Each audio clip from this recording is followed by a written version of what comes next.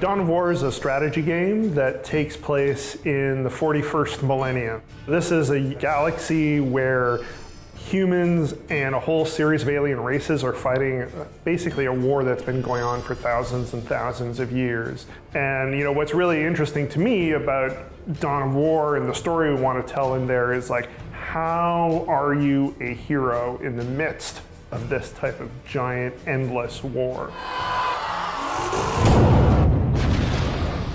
The Eldar are this really interesting faction. They're a species that's been around since the dawn of time. Essentially, they used to run the galaxy. That led them to decadence and essentially led their empire to fall. The Eldar that survive to the present are the ones who stepped away from that corrupt society and are following a sort of warrior path. They have this whole tragic edge, and then they have this whole highly arrogant edge. Together they shall achieve righteous victory. The orcs are this great lunatic horde that we get to play with.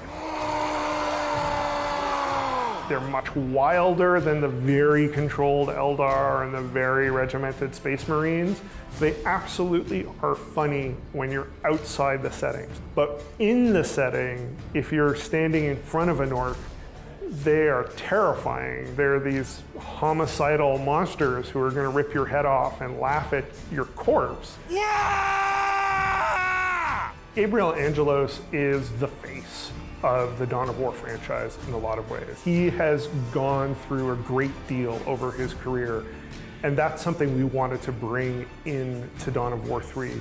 We like to say that there are no good guys in Dawn of War, and that's true. Certainly you empathize with Gabriel and with the other heroes, but he's definitely done things that make you hesitate. I mean, he condemned his home world to extermination because he found heresy there. And that's something that weighs on him, but it's also a decision he owns.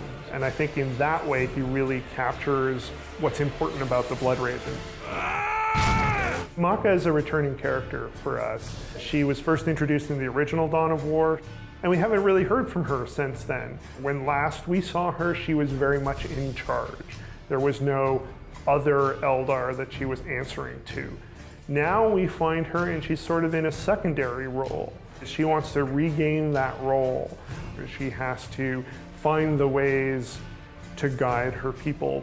The orcs really come alive when there's a layer of madness and then there's some really smart deviousness happening under the surface.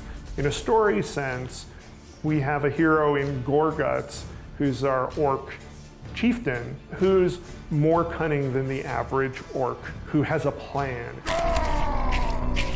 He's still punching people in the face and ripping their heads off and mounting them on spikes and doing all these crazy orky things, but he's doing it with an agenda. I want to know! We're telling a story about characters, not about entire armies. And it's an incredibly challenging but rewarding thing to dig into, especially with a strategy game. We make games where there's a massive army of hundreds of units clashing, and it's easy for that to feel disposable. What the story brings to that is to bring context, and that's what elevates it. But then there's also how we create an environment where it feels like there's a context and a rationale, and that's where things like all the audio barks for all the characters and hearing the Space Marines call out to the Emperor, that just creates a whole tenor to how this universe works, how combat feels. That's our whole setting. The animatics have a very sort of tapestry-like quality.